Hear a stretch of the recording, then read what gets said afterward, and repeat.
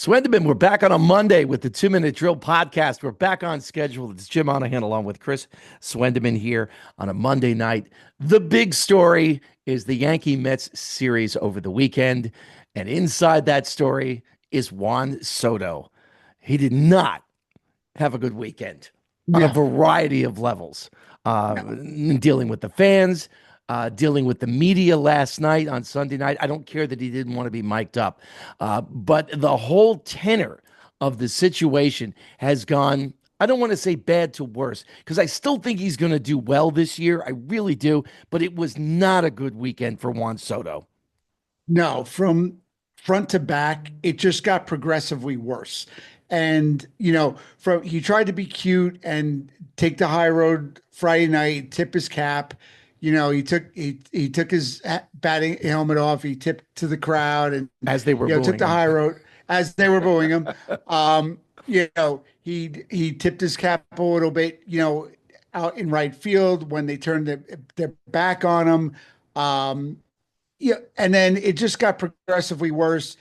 And Sunday night was the culmination of just a really, really bad weekend in the Bronx for Juan Soto. And I don't think he dealt with it particularly well. And I think we're seeing a little bit of a thin skin from him, which we didn't see last year because last year he was up front with the media and he was always taking questions and when wasn't playing that Juan Soto level that we've been accustomed to, he always seemed to answer the bell. This weekend, as the weekend progressed, he kind of shrunk back. He looked like that meme of Homer Simpson going back into the shrubs. Just like disappearing, and that's what it looked like by the end of the weekend, where he just wanted to get out of the Bronx so badly. I must say, I loved what the Yankee fans in right field did, turning their backs. I thought that was absolutely hilarious. But I will point this out, and we've said this before, the Mets needed Soto more than the Yankees did. That contract would have been an absolute albatross for the Yankees, a team that already has a lot of big contracts. Garrett Cole. Oh, he's not playing this year, but they're still paying him. Giancarlo Stanton. Oh, he's got a big contract and he's not playing either. And I get it. Judge, that's a big contract as well. They didn't win with Soto. Goodbye. And the guys they got back produced over the weekend. The guys that they got were instrumental in winning that game Sunday night. You talk about Freed. You wanted to pay 200 plus $1 million, but he's got one of the lowest ERAs for a first year Yankee. Bellinger, grand slam last night. Goldschmidt, huge hit. I mean, Brian Cashman really did his homework. And, I know a lot of fans will say what they want about Cashman. He did the right things this winter, and it's showing because when you needed it most, all the guys that Cashman went out and got produced when they needed it most in arguably their biggest series so far this season. So looking at the numbers over the weekend, Soto with 10 at bats, he had one hit. He walked 4 times. He did. So the Yankees knew, like, this guy's dangerous. Right. He did strike out 3 times, and he had a couple of stolen bases. He didn't play all that bad. He just didn't hit. Meanwhile, the bigger problem for the Mets is that Pete Alonso, the polar bear, has come back down to earth.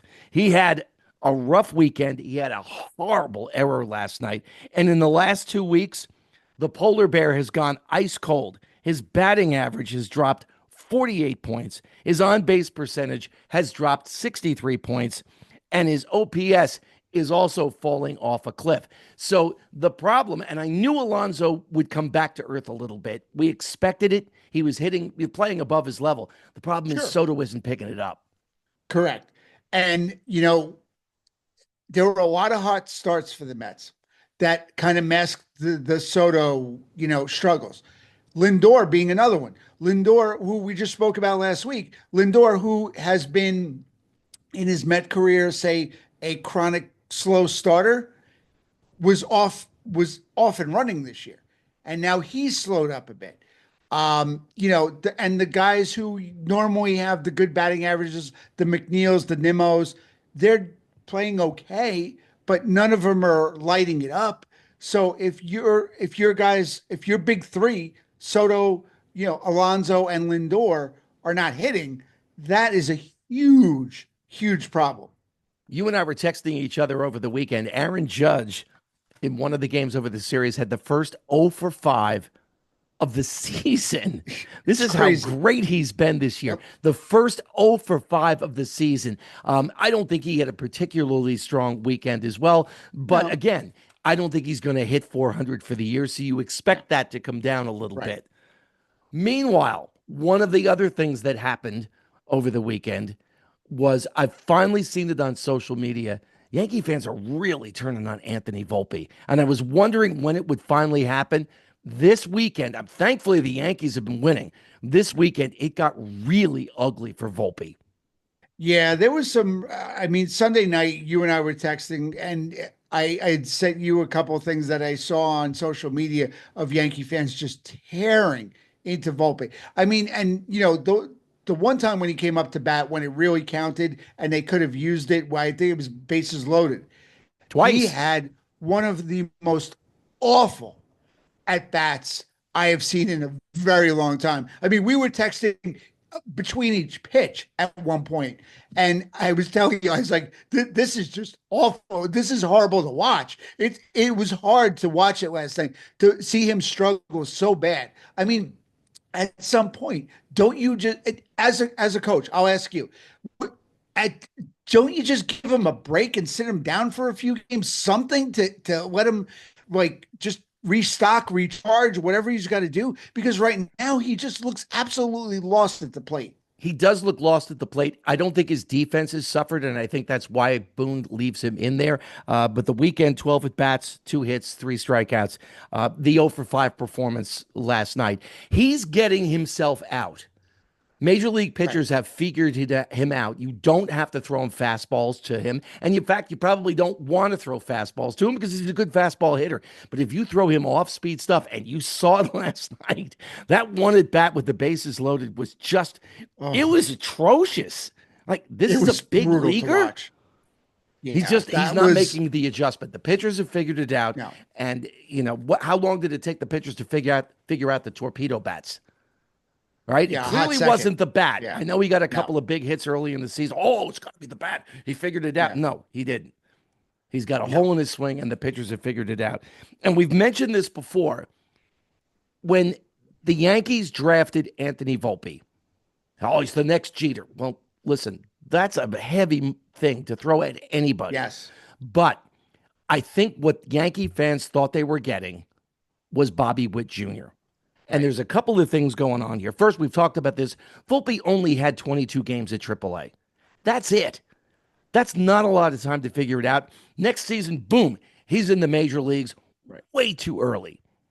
By contrast, Bobby Witt Jr. had 63 AAA games, which I think would help anybody who's on a fast track to the major leagues, and both of them drafted in the same year, both of them first round draft picks. I mean, you're looking at this going, well, this has got to help him.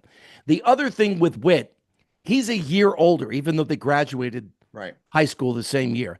He's a year older than Anthony Volpe. And I think that is another huge factor in this whole thing with Witt. He's a better talent. There's no question about it. Absolutely. But, the question is, how long do you give Volpe before, as you just said, let's sit him down for a couple of days? Let him recharge, reset, whatever it is that is going to help him to just hit the reset button and just take a step back and say, all right, let me look at some film. Let me, let me take some time in the batting cage or, batting practice, whatever it is. It's not working right now. And for all the pressure the Yankees and the Yankee fans put upon him to be the next Jeter instead of just the first Anthony Volpe, it's just it's too much for him. You could see it. It's weighing on him, and the longer it goes, it's like quicksand. And the more you try to get out of it, the more you just dig a hole, and it's painful to watch him right now because he's just struggling. It's more mental I think at this point than just mechanics. I think he's in his own head as far as when he gets up to the plate. To his credit, he's not bringing it onto the field with his defense. So let that Yeah, be a lesson, boys and girls. Seriously. I mean, it's a cliche, but yeah, yeah, don't take the last at bat with you onto the field. right. For that matter, if you make an error, don't take the error with you into the batter's box. Let's spin the wheel a little bit. We'll turn to the NBA. Celtics losing to the Knicks. I'm not surprised, to be honest Now, with you, after the injury to Jason Tatum.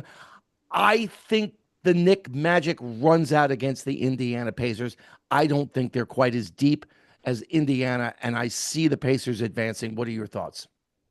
I am taking the exact opposite of that. I think this is a team that is running on magic right now. They are a full unit like I've never seen the Knicks in 20, 30 years.